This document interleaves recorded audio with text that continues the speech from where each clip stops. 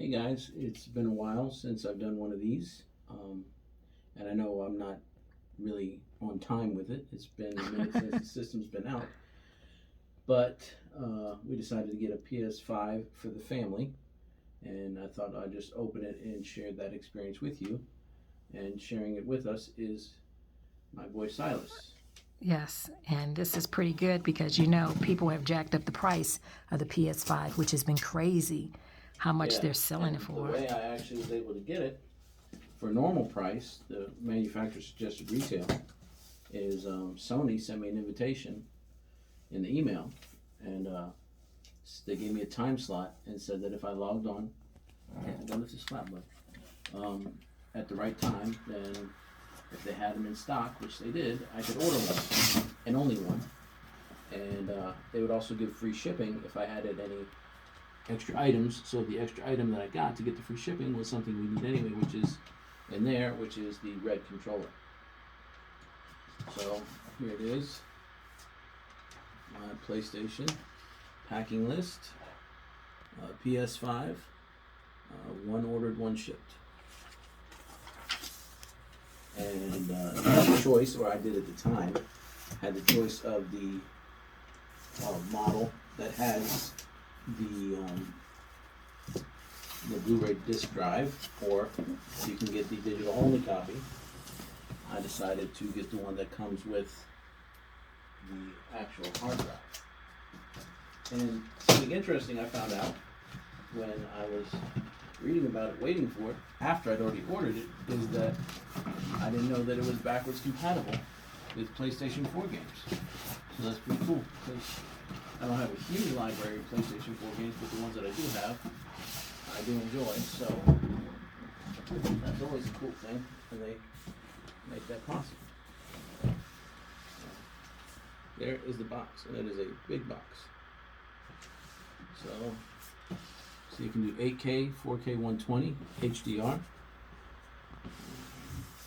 And like all systems now, it's just going to come with the system itself and one controller. Tells us on the side.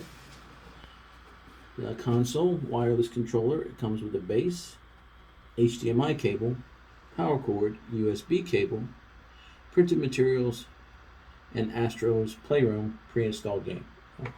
So you actually get a game with it, which is rare for systems nowadays. I'm curious to see what kind of USB cable is it. If it's a C or what. I'm assuming, oh yeah, they had a nice little PlayStation seal here that I just broke, let you know that it was sealed. So, I'm assuming it'll be, the USB will be a USB-C for the controller. I haven't really looked at any of the specs yet. So. In the box, we have a box. A box within a box. And this box has that. It's important too for you guys too, unless you got something refurbished, to make sure that that seal isn't broken, to make sure it is brand new and hasn't been tampered with. If you're buying it from Sony, it should be pretty much guaranteed. But if you're buying it off of eBay or a third-party seller and they tell you it's new, then check for that seal, because that'll be a good way to make sure. Assuming this is all the equipment's manual stuff. So, power cord, and yep, it's still the same standard power cord that PlayStation has been using for a while. That's pretty cool.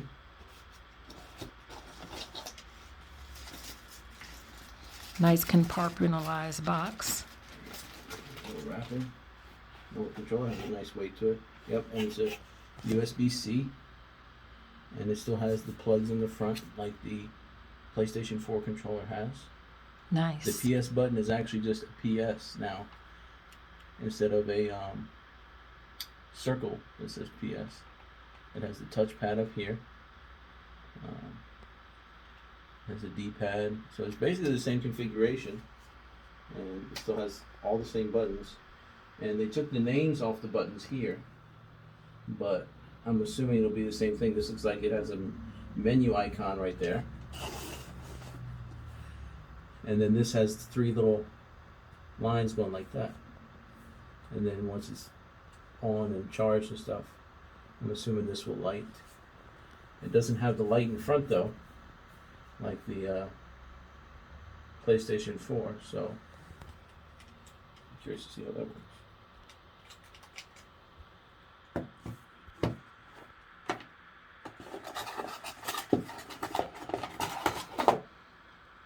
And here's the USB cable. I always want to see how long these are because Sony gives decent length ones, not super long. That's not bad. I've seen shorter, but I usually I have longer ones which I'll probably end up using because I don't like to be limited if I forget to charge. I don't like to be limited to being this close to my PlayStation when I'm playing. Mm-hmm. But hopefully it'll also do the turned off charge like the PlayStation does, where if you put it in rest mode and have it plugged in, it will still charge. You don't have to have your system on to charge, which is always nice. So this, I'm assuming, is the stand. Yes. Oh, so you can set your control. It looks like you set your controller there, and you set your system on here. Which is really nice because I don't know if people remember back in the day you had to buy stands and so forth separate. Yeah. Oh, and the stand actually turns. Oh, that's really nice.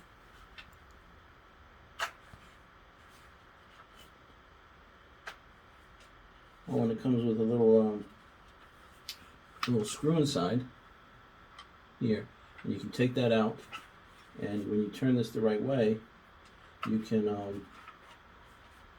attach it to the system so that the system won't wobble. I'm assuming. I have to look at the bottom of the system, but that's how the PlayStation 3's stand was. That their official stand, not the third-party stands, but it had a little screw, so you screwed it on, so it didn't just sit in it like a lot of the fan stations or third-party stations, where it just kind of sat there, and you had to hope that it didn't come loose.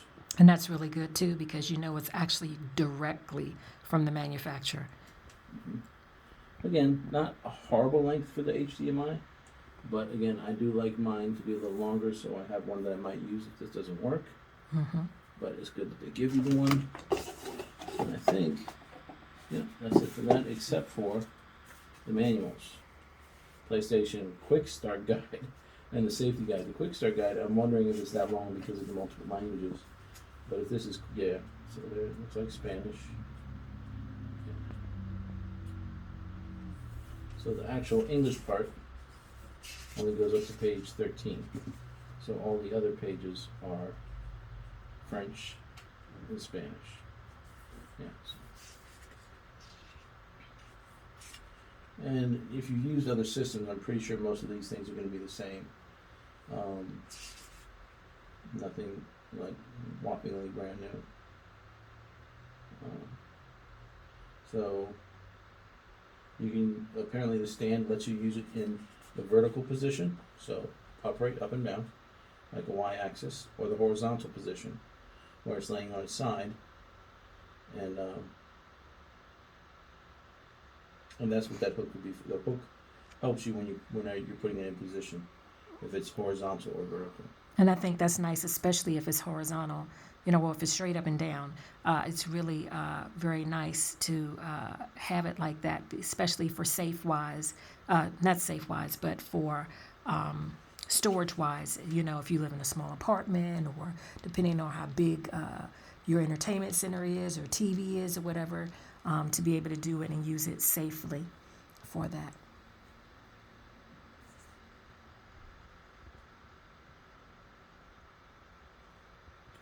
So it looks like it's only going to have one normal, what they call USB A port, which is the main port for the USB on the front, which is, you know, the A is this right here. So it looks like it's only going to have one of those on the front, but then it will have two on the back. But then it also looks like it has a C port on the front, because now they have cables that have two C ends. Which are, and the C end is the smaller mic. You know, the ones that like most new Androids, most new like the new Samsung Galaxies all use these. It's very popular now. Mm-hmm. This right.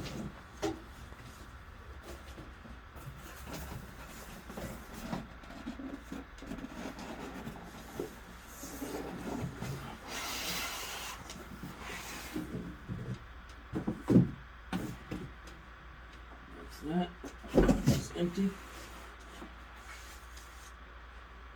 This thing has a good deal of weight to it, too.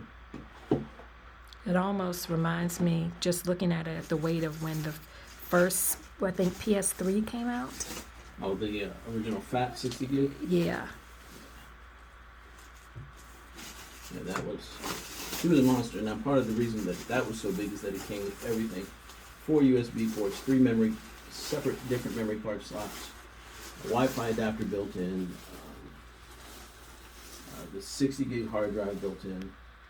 It also came with a PS2 motherboard built in, so it would be fully compatible with PS2 and PS1 games. So that was part of the reason. So part of this, though,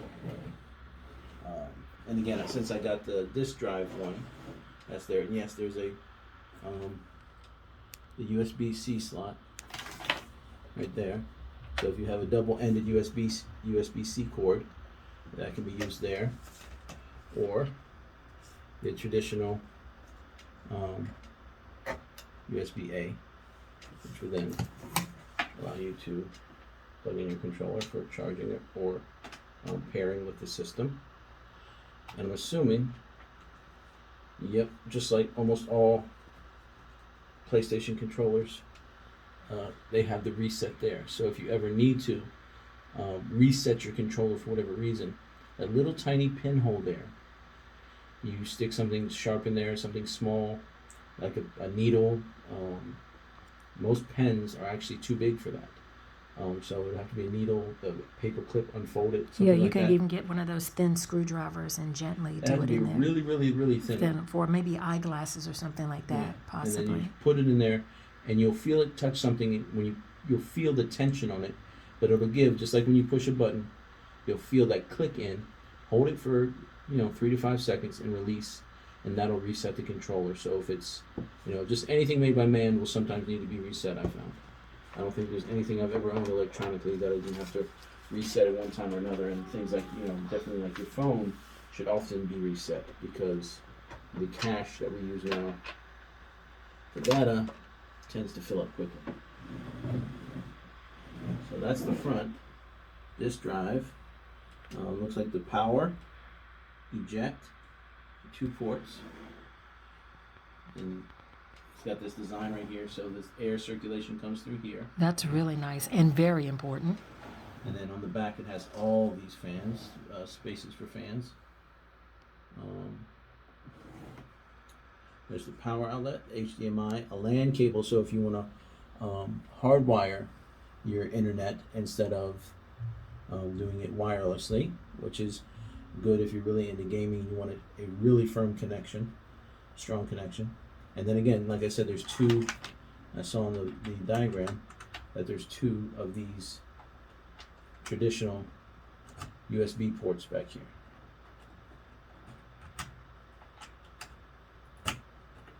So I guess if you have to plug in extra things, which is nice because most systems nowadays just come with the 2 on the front. So You really do get a lot of bang for your buck.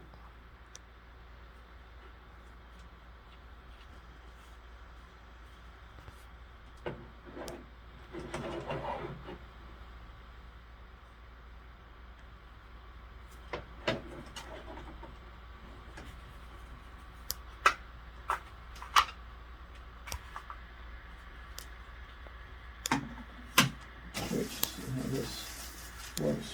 It's front. Looked at it briefly. Now that I'm actually looking at it, I don't see how that works. Oh, they give you a guideline. There you go. So you can see the whole thing straight up and down.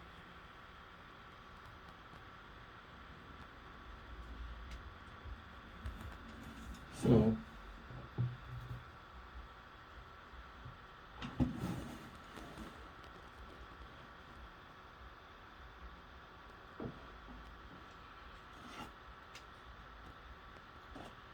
and it's kind of hard to see, but right here, can you see those little symbols, the PlayStation symbols going up and down? That's actually your guide for attaching your base. Oh, wow. It tells you that the little marks here need to go right where the X's are. And so, which is interesting because when I first looked at the front, I thought for sure when it's horizontal, the disk drive would be on top. But the disk drive is actually going to be down. So that when it's laying down, it will look like this. And you'll see that right here, it says Sony, which you'll be able to read like this. The PlayStation symbol will be on top. So it'll be like that. And you see without the base, it doesn't sit right. It's not Kind of stable. wobbles. Kind of how like the top of, like Nikki had mentioned, the original PS3, the piano black one, had that curved top. And you really couldn't put anything on top of it at all. Because, I like the flat systems because, like the PS4, perfectly flat, you can stack something else on top of it. Mm-hmm. And as people who like games and collect games and game systems, you'll know that sometimes you want to do that and to optimize space. But with that type of design, it kind of made that very difficult. So let's see if I can get this on here correctly.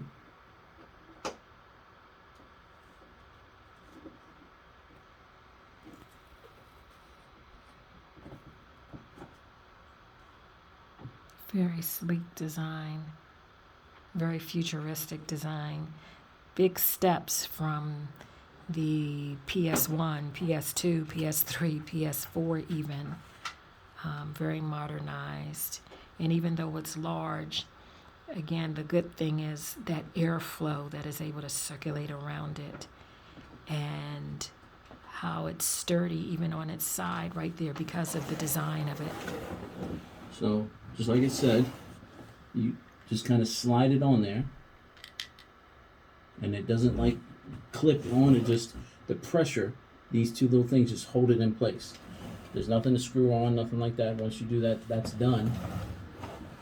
And that's it. You just have to make sure that this front piece is turned to the side, like this. Because the other way, that you'll feel it click is when it lines up with this, when you want it to sit up and down, the vertical method.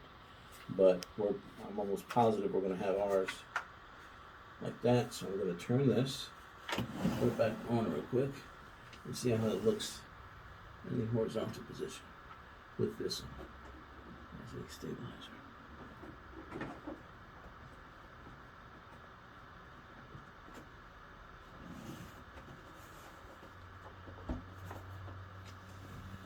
Yeah.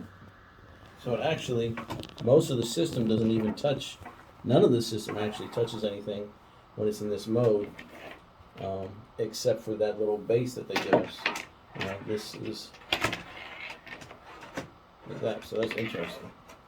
So if you had to, for whatever reason, have a cable like plugged into the back, you could actually have it come, and instead of going around on top, you could have it go under. Yeah. Which would be nice and neat. Or the reverse. Right. If you had to plug in something from the front, you could plug it in the front. Like if I would plug this in, unplug the back one first. And as a female too, that likes dealing with, certain things, decorating, depending on where you have it, it's more aesthetically pleasing. And just for a safety aspect, because it's not just sitting fully down like that, it's even better for airflow underneath, especially depending on what material that whatever you have it sitting on top of is made of. And just so you can see it, I'm not going to use it myself, but I took this piece out just so you can see. Down here is the attachment place. This little piece covers it. It's a little circular snap in and out where you would actually screw the base on if you're going to have it in the vertical position. Mm-hmm.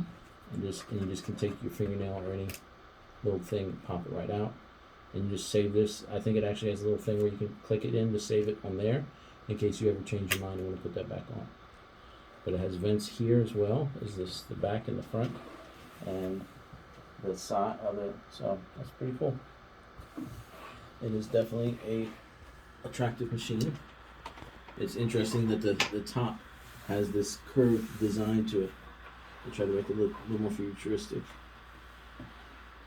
Because I was curious about actually how physically large the system would be, and it's not too big. I mean, for the amount of power it's supposed to contain, you know, and you understand that even though our society has been able to compress things, there's still a certain need for space. You can see the fans right in here in that area, and at the bottom as well, right in there, to make sure airflow is definitely getting fully all the way around. Very nice, very safe. Another nice thing about this one, as opposed to the older systems, is that it does come with the 1 terabyte already. Which, if you look at my channel, you'll see that most of my systems I either updated to 500 gigs or 1 terabyte. But it's also a 1 terabyte SSD as opposed to an HDD.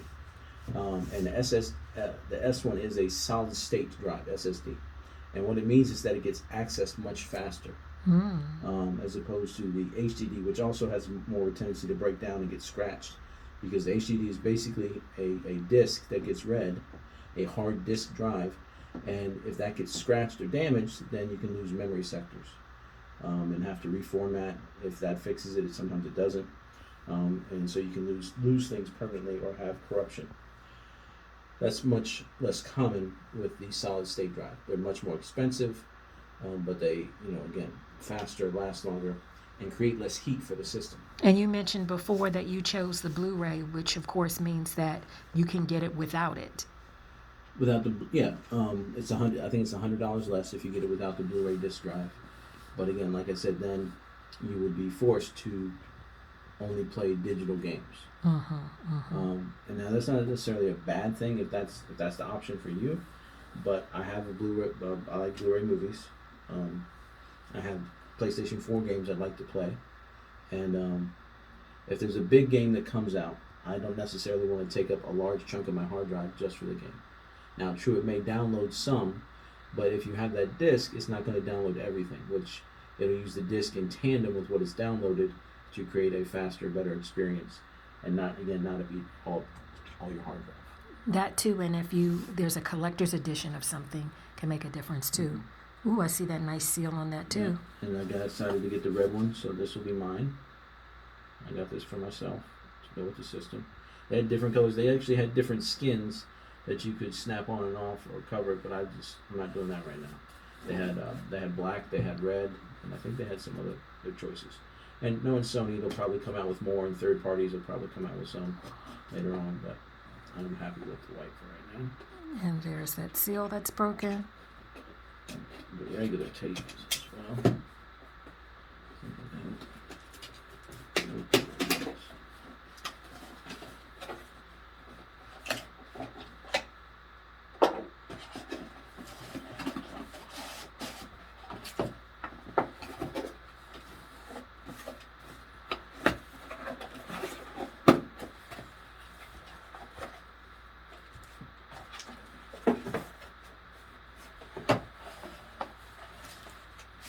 I remember when the extra controllers used to come with their own USB cables, but that is not the case anymore. This red almost looks like a magenta, but it still looks good. Like a magenta or magenta, maybe fuchsia. Yeah, dark fuchsia. Yeah. I'm used to fuchsia being like a little bit brighter, but yeah, I guess but magenta. again, it still feels good. Looks good. Has a little charge in it. And apparently this is also a button. This and this. And let's see, I've closed those two that are also buttons. Well, there's the actual PlayStation symbol that is pushable as a button, and you can see it's causing the light around here to come on. But then there's also this little clear thing that I can depress as a button. Wow. Has a little built-in speaker. That looks like it's a microphone. Oh, it looks like it's for muting the microphone. Because I'm pretty sure that that's what that symbol is. Especially above, dealing with gaming. Above the little tiny hole yes. there, it looks like for muting. Well, that's nice. So you can actually have that mic in your hand and you are able to mute it so you don't have to worry about getting something separate or being very, very close to the system itself. Mm-hmm. So the button up here, they call that, let's see, this way. The one with the little things going up is called the create button. The C, which goes around it, I don't know if you can see it light up on the camera. I push one of these two. Yes. That's the light bar. Then you have the normal touchpad. The player indicator. So I guess somewhere around here, it'll tell you which player you are. Somehow that'll work to tell you that. This is your options. The normal symbol buttons, the triangle, square, the right stick, then you have the right back buttons, you have the left stick, the left back buttons. Down there in your little holes in the front, above the PlayStation, is your speaker. You have your PlayStation button. At the bottom, you have your headset jack. And yes, that little hole between here and here, this little hole, that's a microphone, and that is a mute button. So specifically, if you want to hit mute real quick, you can. I guess it'd be nice to be able to just mute yourself with your thumb instead of having to grab your cords. And USB board. Everything else is pretty much standard as far as other things that we've seen on the controllers. But this is called a DualSense wireless controller.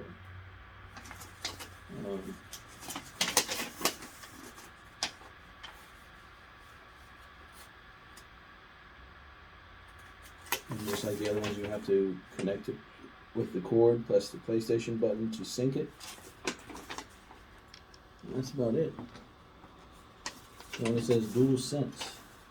I wonder what it's supposed to sense. I wonder if it's like the PlayStation 3 controllers where it could sense the movement, or if it's just talking about the sensor pad, the touchpad. I'll find out. Well, that's about it, guys. I hope you enjoyed this, that you liked it. We'll set it up and make sure everything turns on okay. And that's about it for today.